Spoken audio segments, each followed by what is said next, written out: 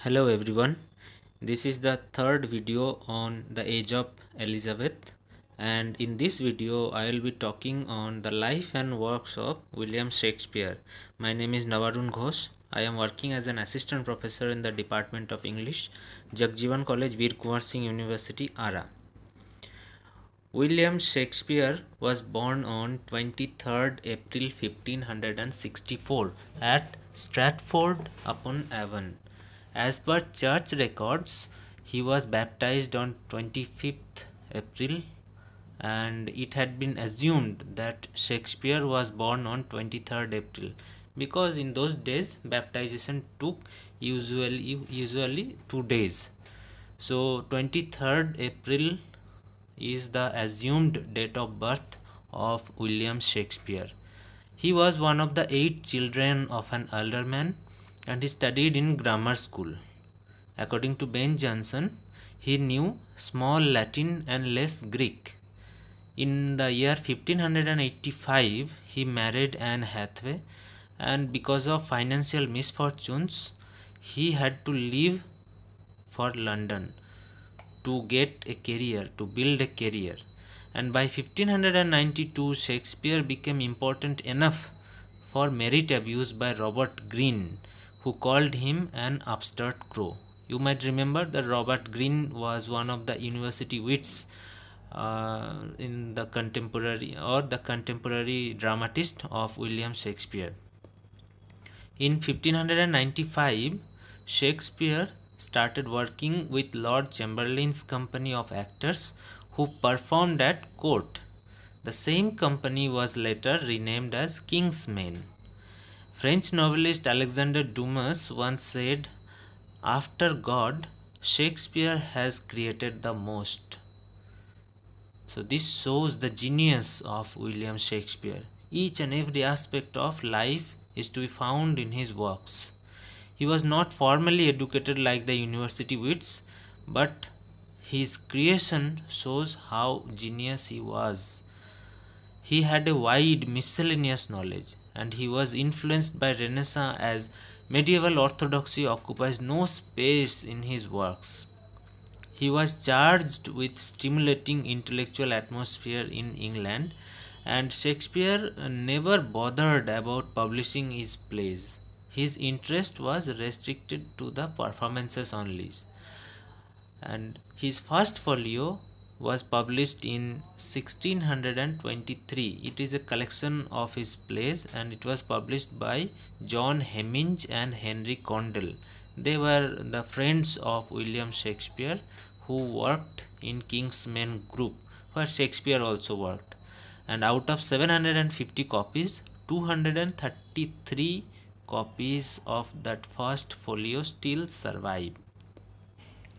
The portrait of William Shakespeare that is available to us is called Droeshout portrait because it was painted by Martin Droeshout. You can Google the picture of Shakespeare and you will find only one picture, that the famous one, that is Droeshout picture. And he lived and wrote under 2 monarchs of England. They were Queen Elizabeth and James the First. And Shakespeare died in 1616. Let's come to the next slide, in which I will talk about the works of William Shakespeare. Shakespeare wrote 2 narrative poems and 154 sonnets, and his greatest contribution to the field of English literature is his 37 complete plays.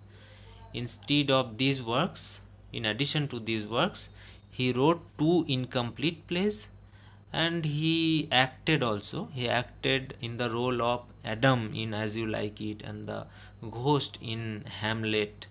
And critics believe that some of his works might have lost. So far as the classification of his plays are concerned, we have the early comedies, in which in this group comes the Love's Lovers Lost and the other immature plays. They were less original and they were imitations of earlier plays, the plays written by earlier dramatists. And the next category of his plays is the English historical plays. Here we find Henry IV, and the significance of the throne is one of the most important themes in this group of plays. And there was a desire for stable government that is among the people of England. So that desire has been shown by Shakespeare in his dramas. Then came his mature comedies such as You Like It. They are the genius, comic genius of William Shakespeare, and here we can find sophisticated wit. Then comes somber plays such as All's Well That Ends Well. They are actually, the somber plays actually a cynical, disillusioned attitude to life is to be seen in these somber plays, and desire to expose the falsity of romance is there in these plays. And next comes the great tragedies. The four tragedies are considered the greatest tragedies by William Shakespeare. They are Macbeth, Othello, Hamlet, and King Lear, and this is considered the climax of his artistic genius. Another category is the Roman plays, in which comes plays such as Julius Caesar. They are based on Roman history and politics. And the last plays, this is the last phase of his career, and here comes plays such as The Tempest. Here we can find mellowed maturity, and ample and graciously designed plays are there in the last part of his career. So far as his career is concerned, we can divide it into four phases. The first phase, that is 1588 to 1593, here we can find his experimental works and a revision of old plays such as Henry VI, Titus Andronicus, and the Love's Labour's Lost. Love's Labour's Lost is actually influenced by John Lilly. John Lilly's comic genius is to be seen here. Then influence of Marlowe, Christopher Marlowe, is also to be seen in the first phase of his career in the plays like Richard III, and great comedies such as Comedy of Errors is also written in this part, that is the first part of his career.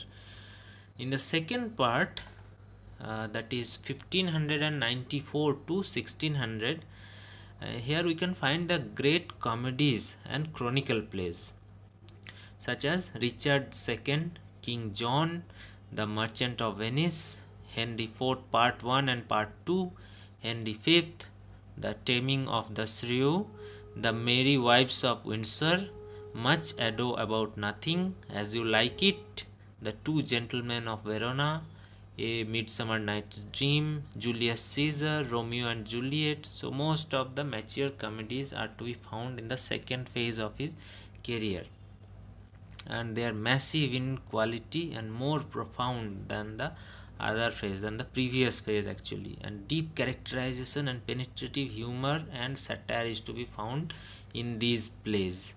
And here blank verse is free and flexible, unlike the blank verse in the first phase of his career where it is stiff in comparison to the blank verse of the second phase of his career. Now let's come to the third phase of his career, which starts from 1601 to 1608. Here he had gone through several personal losses and personal sorrows, and that influenced in his writings also. He lost his son, his brother, and his mother also during this time, the 1601 to 1608. That's why we see great tragedies and bitter comedies are written in this part or this phase of his career, and this phase is considered the peak of his career.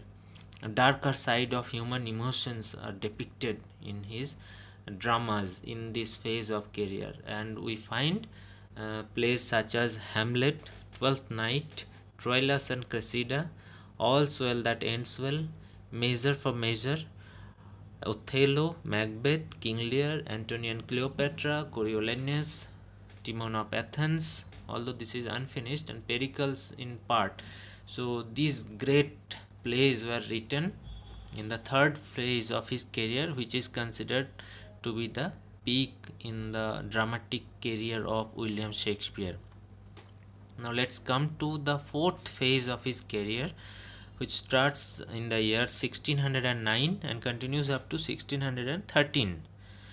And later comedies and dramatic romances are to be found here, and tragicomedies are also written by William Shakespeare in this phase of his career. The great dramas of this phase are Cymbeline, The Winter's Tale, The Tempest, Henry VIII, and although this Henry VIII is completed by Fletcher, actually Shakespeare could not complete this drama Henry VIII. So these are the four phases of William Shakespeare's career which we can divide, and the third phase is considered the greatest phase of William Shakespeare literary career. Now let's come to the features of Shakespearean drama. In Shakespeare's drama we find astonishing variety, range and versatility.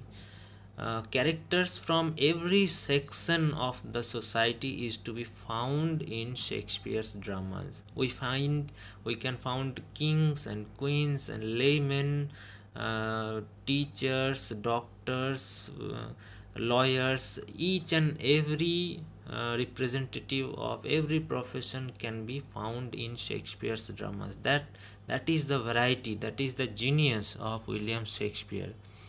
And Shakespeare's dramas are free from medieval orthodoxy and dogmatism.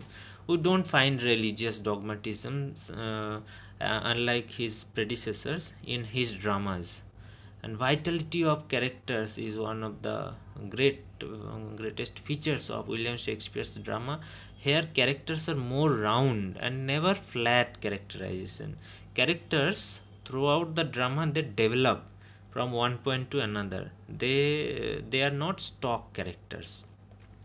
And monarchs are depicted as an individual. At that same time, they are depicted as a king. So their character as well, their individual character as well as their political character, we can see in the dramas of William Shakespeare.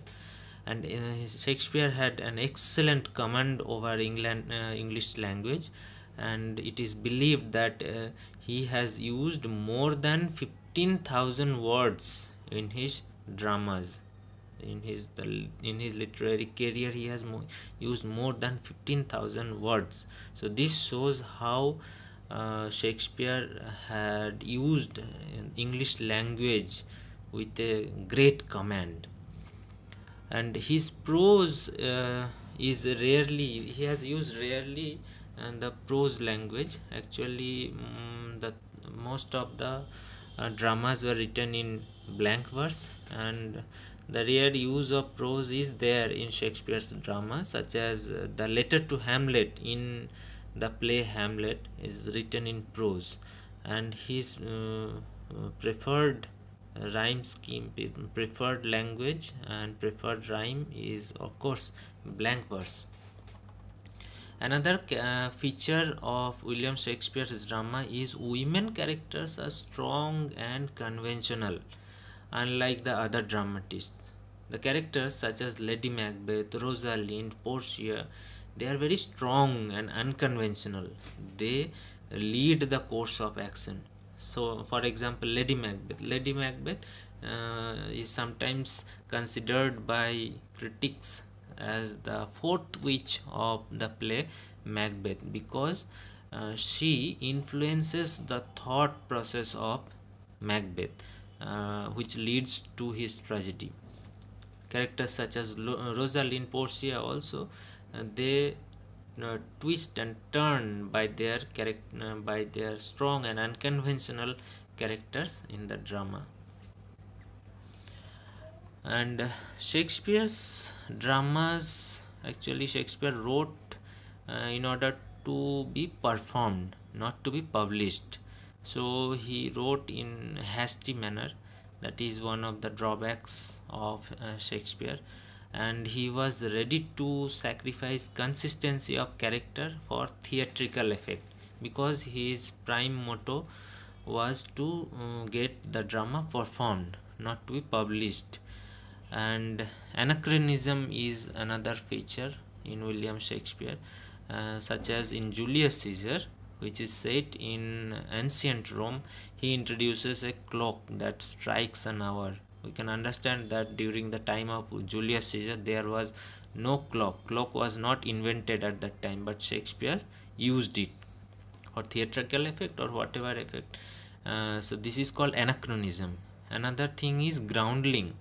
It was the facility for commoners to watch the plays by paying only few pennies, but they had to sit on the ground without any chair. That's why the name groundling. And this was to ensure the popularity of the dramas. And Shakespeare had introduced dirty jokes and low comic scenes in order to entertain these commoners. So groundling also is one of the thing which takes Shakespeare's dramas down. And Shakespeare took no trouble to be original, and he borrowed freely from any source. Now let's come to the general features of the Elizabethan theatre during the time of William Shakespeare. Elizabethan theatre was the most popular form of entertainment during that time, and there were three types of dramas. They were comedy, tragedy, and historical play. And playgoing was not so expensive at that time, and dramas were loved by Queen Elizabeth, who was the monarch of that time, and it was hated by the London government and the Puritans. There were fixed theatres instead of pageants. Pageants, you know, the movable theatres which were used in the previous ages. And theatres were built in the outskirts of the city. There were three kinds of theatres: the inn-yards, the where the dramas were performed in the hotels and inns, and the second category is open air amphitheaters, and the third type of theater was the playhouses. Playhouses were for private performances. Only rich and aristocrats had access to go to playhouses. And in 1576 the first theatre was built by the Earl of Leicester, Leicester's players, which was led by James Burbage. The theatre was later pulled down and rebuilt as the Globe, the famous theatre in London, in the year 1599. And performances were indicated by different flags of different colors. White flag indicated comedy, red flag indicated history play, and black flag indicated tragedy. So it helped the common people to decide whether to go or not. Actually, the theaters were built in the outskirts of the city, so from the city they could see the flag and they could decide. If it is a white flag, it will be a comedy, so they can decide whether to see a comedy or not. And if it is a red flag, it will be a history. If it is a black flag, it will be a tragedy. And dramas were performed during daytime because of the lack of light at night, and at the same time it was banned, it was prohibited by the government to perform dramas at in the night. And women characters or women roles were not performed by women, because women were not allowed to perform on the stage during the Elizabethan time, so it was against the law. female characters or female roles were performed by adolescent boys. And the last thing, the box office. The box office, the spectators had to drop a penny in the box kept in front of the theater, so that after the performances the producers could find and get an idea about the collection.